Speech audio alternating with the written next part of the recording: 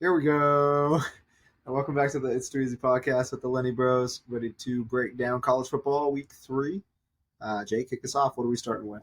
Yeah, college football week 3 had a little bit of a bounce back week. Wasn't exactly what we were hoping for, but also had a couple lines that just ended up getting away from us in the end of these games. That Ole Miss Kentucky game, that late field goal really sucked, but take those on the chin. Had a couple others. The Tulane line against South Alabama, they were looking good after going down 14 early, and just could not get it done to cover the 10, which really sucked. But yeah, looking forward to this week. Hopefully getting back to it. Seen these teams for a couple weeks now, so hopefully we'll have a little bit of better idea on how these lines look. Unfortunately, where we took a lot of these lines has already moved, so take that with a grain of salt. That looks like a lot of bettors are also agreeing with us, which can be scary, so we'll see what happens. First game, we got Kansas State and Arizona. I just personally think that Kansas State, after that Iowa State game, and last week they barely pulled off a win late in the game, I just don't like them in this away game at Arizona. I think that Arizona has looked pretty solid in the first couple weeks. Granted, they haven't really played anybody. They did play Hawaii. Was expecting more from Hawaii, but didn't get it. And it just proved that Arizona is a lot better than I thought. So I think at home in this game, Fafita's still at quarterback. They got some experience on that team. I think that they've got a solid chance to win this game, and Kansas State definitely doesn't look as good as they have in previous years. Their defense has been shaky, which is kind of tough because they're usually one of the better defenses in the Big 12. So yeah, I'm going to stick with Arizona on the money line. Yeah, this game's interesting. Favorite play of it is Avery Johnson to use his legs. He ran for 120 on this Arizona team last year. He often uses his legs. It hasn't last week, so I feel like his line's a little bit low at 40 yards. I think he should be able to cover that easily. Um, Scares me to take Arizona again because I had Arizona with the points last year against Kansas State and they got smacked 31-7. Do think this Arizona team is able to spread the ball a lot more rather than just having McMillan as their main weapon. Fafita looks hot to start the year, so I'm just going to ride the hot hand and take Arizona. They're actually getting 2 points, so I'll take the buy it to +3 Yeah, I and love take a that. field goal at home. Yeah, love that +3.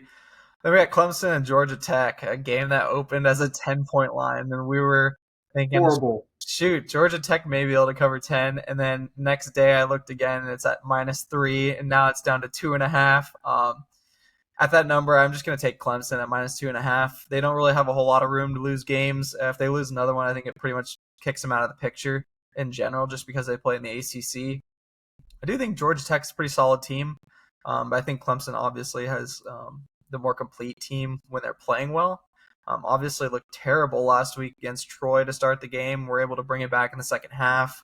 If they can ride that hot hand from the second half, I think they'll be able to cover 2.5. But it does scare me a little bit because they looked pretty off against LSU in week 1 against a solid defense. And then last week against Troy, a game that they probably should have won by 40 plus, caught themselves down like 14 or 10 points early on in the game. Yeah. Um, so pretty strange, but I do think after riding the hot hand in the second half, they'll be able to kind of get it together.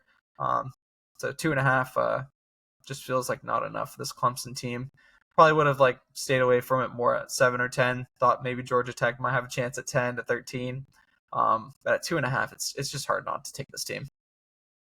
Yeah, this was horrendous. I was looking at this last week. There's a few games I looked at last week, and this game was 10 points. And then Clemson went down 16-0. And by the time they ended up coming back and winning, the line was set at 7. And when we opened it up today, it's down to 2.5 points. Yeah. So I was on top of Georgia Tech plus 10.5. I am now taking Clemson -2.5. They've won 9 straight against Georgia Tech. I think that's going to continue, even though it's a tough game on the road. I don't know who's playing quarterback yet for Georgia Tech, which I think allows me to feel comfortable in my Clemson -2.5 pick. Haynes King didn't play last week, and he's expected to play in this game, but he has not yet been fully cleared and given the go. So with that, taking Clemson. Yeah, right on. Then we got Oregon, Northwestern. Been staying away from Oregon these first couple weeks just because I don't want to jinx them, and the lines have been absolutely ridiculous. But this one's set at 27.5. I think Oregon obviously is proving that they're one of the most complete teams, including in terms of depth in college football. Dante Moore has definitely settled in really well with us, and I think the coaching staff has really given them a lot of confidence in the plays that they're calling. Don't think Northwestern is anything special to write home about. I do think is going to be a pretty tough first away game. So I'm going to buy it down to 24.5 and take the Ducks. I just think with the way our defense is playing, it's just pretty hard not to ride the Ducks right now.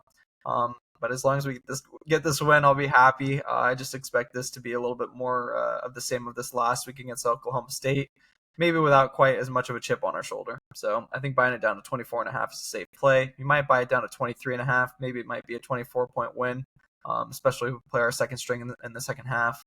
I think Northwestern has two quarterbacks that they use, one that's more of a running quarterback and one that's more of a passing quarterback. But yeah, I feel comfortable in betting for this Oregon team now. Didn't really have too much confidence in Dante to open the year up, but I think he's proven that in this offseason. He's definitely grown and gained a lot of experience. And also, he just looks really sharp throwing the ball. When he misses usually just rifling passes, so there's really no chances for picks. So I just think that everything's kind of dialed in with this Oregon team right now, and in order to play a really tough Penn State game in a couple of weeks, we're going to have to be dialed, and we're going to need to win this game by more than 24.5. Yeah, this is an interesting game. I don't have a lean on it, to be honest. I kind of like Northwestern's defense, but we saw their offense only put up 3 against Tulane.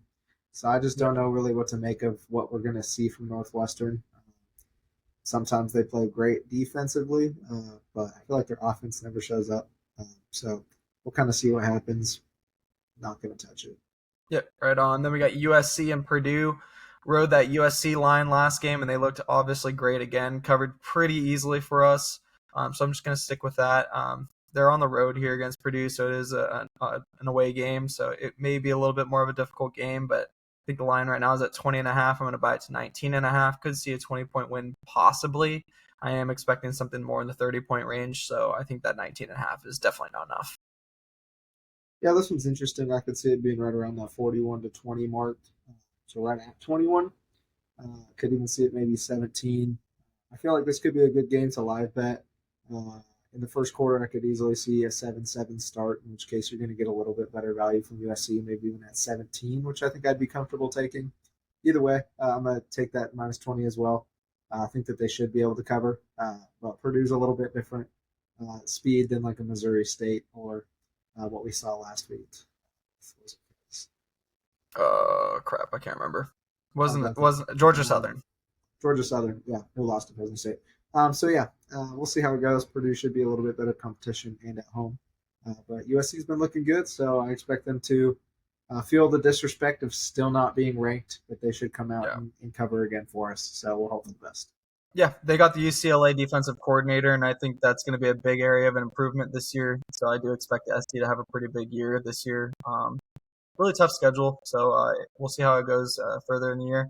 But opening the Big Ten games with Purdue, I think is going to be a pretty good thing for them. They're definitely not one of the better teams in our division, so yeah, do you like them by 19? Then we'll move to the big game of the week, really. Georgia and Tennessee. Tennessee's looked great in their opening 2 games. I just think that this Georgia team is going to be a different beast for them.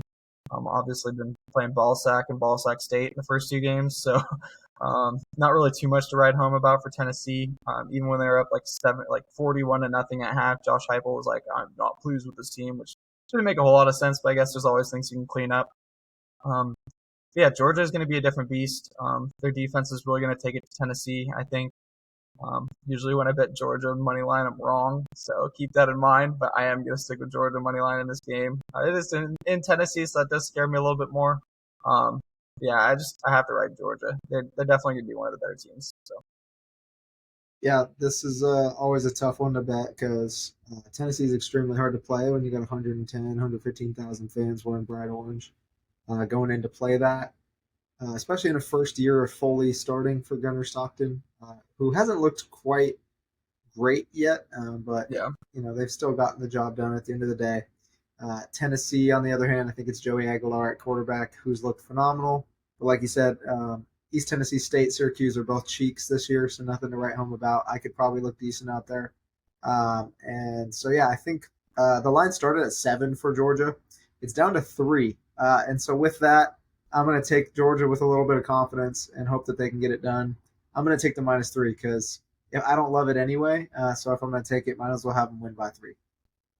Yeah, I think that's pretty safe there. Usually in college, you don't see a whole lot of 1 to 2 point games like you may see in the NFL with missed field goals with the ball being pushed further back on extra points. So yeah, I think Georgia -3 is pretty fair. Then we'll move on. We got SMU and Missouri State. We saw Missouri State earlier in the season against SC. It was an absolute dominating game from SC. I think SMU is probably one of the most explosive offenses in college football. Not too sure how they're going to fare on the defensive side of the ball in this one. I'd imagine they'll probably give up maybe like 10 or 14 points. Um, but I still think their offense is putting up 44. So Lions at 27.5. I'm going to hammer it. I love Kevin Jennings at quarterback for the SMU team, and I feel pretty comfortable with this one, even with them being on the road.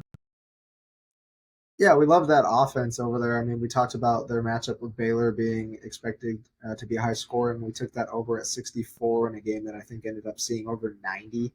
Yeah, So I could see, SMU going for 50 plus on a Missouri State team that USC dropped 50 on in the first half. Missouri State should be able to put up, yeah, like you said, 10, 14, maybe an extra touchdown puts them at 21. But I still think SMU is going to get 7 scores to be able to cover. So I'll take that 27 and a half. yeah. And then game I'm super excited for, South Florida at Miami. Been all over South Florida these first 2 weeks. Honestly, I'm absolutely loving this team, and if it ain't broke, don't fix it.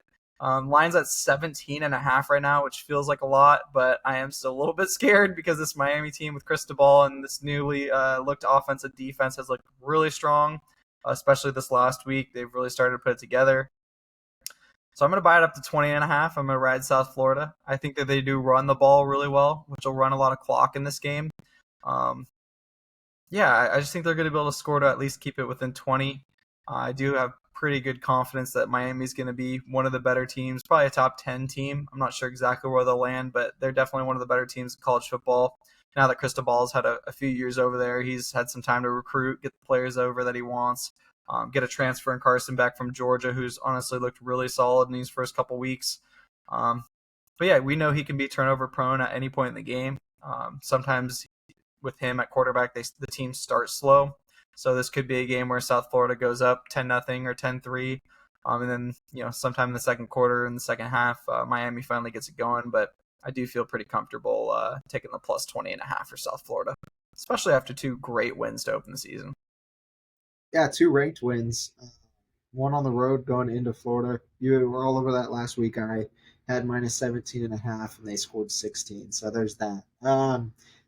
Still don't love it. I feel like Miami's going to win 41-3 or something like that. So my initial lean is going to take Miami minus 17 and a half. I do want to root for Byron Brown, so I'm just going to not touch it this week. I'll let it go.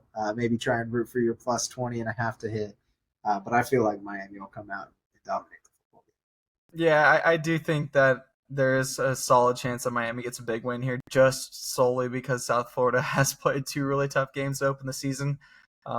Maybe one of those weeks where they finally run out of gas. But they do run the ball pretty efficiently, so I'm kind of banking on that and hoping they'll be able to cover that 20.5.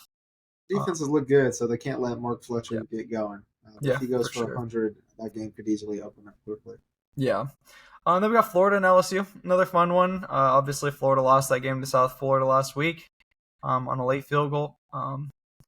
LSU has not been specifically good on the offensive side of the ball, but their defense has been outstanding in the first couple weeks. I think they won like 23-7 last week against a not so good team, and then obviously they beat Clemson.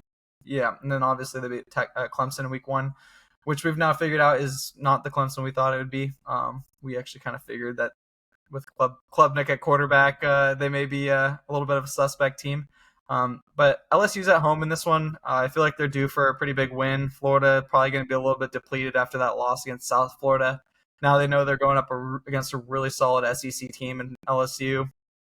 That stadium's always rocking. LSU fans are pretty dang passionate. One of the most, I'd say, in college football. So at 6.5, I'm just going to ride LSU. 6.5.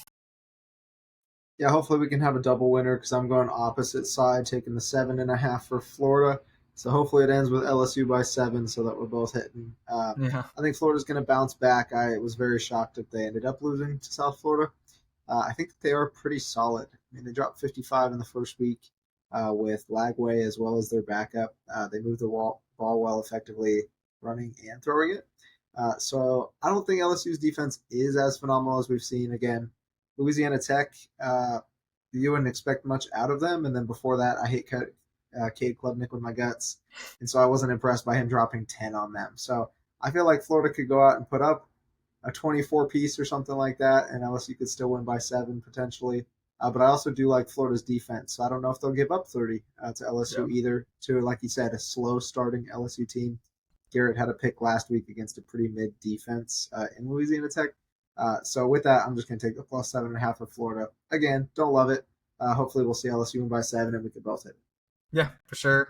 Moving forward, we got Texas A&M and Notre Dame. Game that we saw last year. Notre Dame won in Texas. It is a little bit of a different look Notre Dame team this year, but I'm just going to stick with that -6.5. I thought CJ Carr and that Notre Dame team looked pretty dang awful in the first half against Miami the prior week in week 1. Um, but I think that with Coach Marcus Freeman, they're going to be able to get some experience, kind of learn how their team operates, and they're going to be able to run the ball pretty efficiently in this Texas A&M game. I think that's 6.5. I will take Notre Dame -6.5 being at home. But the number I really love for this game is the under 52.5. I feel like that's just a lot of points for teams that typically have pretty solid defenses. So yeah, it just felt a little bit high for me in this game, especially with the way Notre Dame played against Miami in week 1. Texas A&M, don't know too much about them yet, but I do think that this will be a big test for them this week. Yeah, this will be interesting. Like you said, Notre Dame got it done to start the year at Texas last year. It's 23-13, so pretty low scoring. A lot of that did come in the fourth quarter as well. I think that this Notre Dame offense that we saw against Miami is worse than last year's. So, like, 23-24 would shock me unless they get the ground game going very effectively. So I love the under, like you said, 52.5 is a lot of points.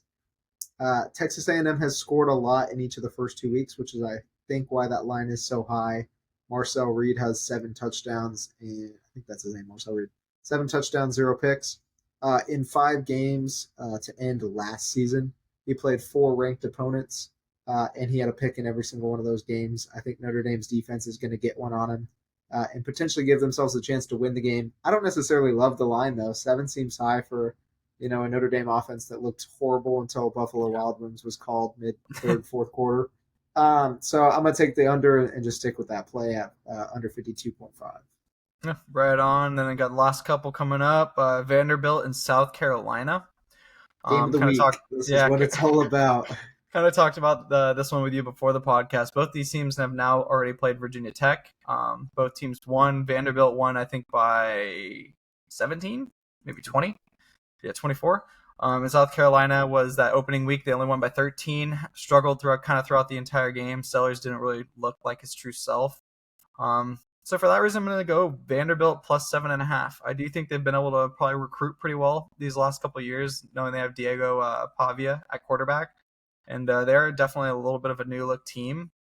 And then on the other side, I think South Carolina was a little bit suspect in that Virginia Tech game. It felt way closer than the final score showed throughout that game. I did actually get a chance to watch that entire game. It was a pretty interesting watch until there was like a 90-yard touchdown by South Carolina in the fourth quarter. So I think Vanderbilt's going to be able to keep them in this, and if they can survive by a touchdown or less, then I'll be pretty happy. And if they win, more power to them. Yeah, this one's I think going to be such a fun game. Uh, they played last year and it was 28-7. South Carolina actually smoked them. So I think Pavia has gotten a lot more confidence since that game happened. I think he's got his swag. I think they got some more talent next to him on the field. So I'm definitely rooting for Vandy to get a win. I could kind of feel it. Like I could see a 33-27 or something in my, I Yeah. could envision it. So I'm hoping Vandy gets the win. In South Carolina, I'm not too sure about that. Lenore Sellers, like you said, hasn't looked great through 2 weeks. But I think he does step up in big moments. Like I love Lenore Yeah. Sellers. I think he could be easily a Heisman candidate. And they did end up getting a 12 seed or 13 seed at the end of last year. And so he knows how important big games are if they want to have a chance to get it. I'm leaning on South Carolina to win. I'm not loving the line at 4. The line that I am loving, though, is because I want it to be close, a potential shootout. It has me over 47.5 for this game. I really like that, considering they didn't put up 40 last year against each other. I think this year should be more back and forth, and hopefully we get a shootout between two really fun quarterbacks. Yeah, no, I love that too. Last couple, we got Duke and Tulane. Duke honestly kept themselves in the game pretty well last week against Illinois, an Illinois team that has a lot of hype around them, has a quarterback now that's, I think, on his fourth or fifth year. Um, but yeah, I thought they looked pretty good in throughout that game. They had definitely had a chance to win it until some late mistakes. And then Tulane obviously didn't look as solid against a South Alabama team that I figured they'd cover 10 against. I think the final score in that one was like a 2-point win, like 33-31 or something along those lines. So yeah, I think this Tulane's team is going to be a little bit suspect. I think Duke's going to be a lot better of a defensive team than South Alabama was. So I expect Duke to get the win here. I'm going to take them on the money line. Yeah, this is an interesting one. I don't love it. It is Darian Mensah at Duke, who was the former quarterback for Tulane last year. So it could be a revenge game for Darian. It also could be a revenge game for Tulane as he left them. But they picked up Jake Retzlaff from BYU, who's looked pretty solid so far to start the year. They ended up getting a couple wins, even though they weren't pretty. It's at Tulane, so my lean would be Tulane. But I also think that these are two programs that are pretty solid defensively. And so the number that I was liking, I believe I saw 49.5 as the over under, and I like the under in this game because I think two defenses. I don't really think either team will put up 30, so I feel like that could be the safest play of the game. Yeah, I mean, I think the biggest thing with the over under that kind of scares me on that is Tulane gave up 31 to South Alabama. So if Duke can play any semblance of offense, then they should be able to score a little bit, but hopefully it'll be just more of the same from what we've been expecting. We'll see that under hit. Then we got Texas State and Arizona State to round it out. I think you may have one other pick to go through. Um, yeah, I like ASU in this game. I got it at a 9.5 point line. I think Arizona State really struggled last week playing an SEC team in Mississippi State. I think Mississippi State, it's a pretty fun stadium to be at, pretty tough place to play. I think that Arizona State just made too many mistakes, and I think they'll be able to clean that up. I love Dillingham as head coach. I've just gone on and on about that. But yeah, I just think team that plays in their division going against an SEC school is definitely always going to be a tough way to open the season. And you're going to be due for some losses here and there. But I like them to bounce back in this one. Yeah, I like Arizona State, especially at a 10-point line. I think that's great. Should be able to get it done. I saw Texas State get smacked by BYU at BYU a few years ago. I think that was at least 40. So I expect Arizona State should be able to cover 10. I would probably expect them to cover 20. So I like that line. I think Arizona State's going to get it done. I did have two other plays that I liked. The first one is Ole Miss -7 against Arkansas. They are at home after not covering against Kentucky on a last-minute field goal last week. Lane Kiffin apologized to all the bettors. So Lane's got to get it done for us this week and cover 7 again at home. Don't think Arkansas is that special. Ole Miss should be able to cover 7, so I like that. And then the final game that I wanted to talk about was Oklahoma at Temple. So I know we're big on the Owls, love Temple, big hoo-hoo guy, but I love John Mateer even more, and he's a stud with Oklahoma. They had a pretty dominant win last week against Michigan. I thought their defense stepped up. Bryce Underwood never really got anything going. Their offense did stumble a little bit, but they still put up 24 against what's a pretty solid defense from Michigan. I think that in order to get a little more respect on their name, they need to win, and they need to win big. So I do think that they're going to end up covering at 20.5, win by over 3 scores. So that'll probably round it out for me. Not sure if you had any ideas on those two games. Yeah, I think the Michigan win was huge for Oklahoma last week. I do think you make a good point in that they need a big win. So the 20.5, I think is definitely pretty solid.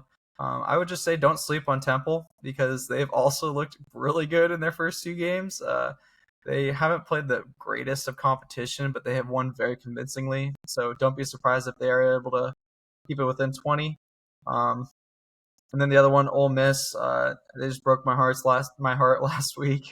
Not being able to cover and that late field goal by Kentucky with like 9 seconds left to try and get an onside to tie the game. Like it just kind of broke my heart. And I feel like they're not always the best team to cover, but if Lane's going to be able to get it done, this has definitely got to be the week to do it. think Arkansas is actually a pretty solid team.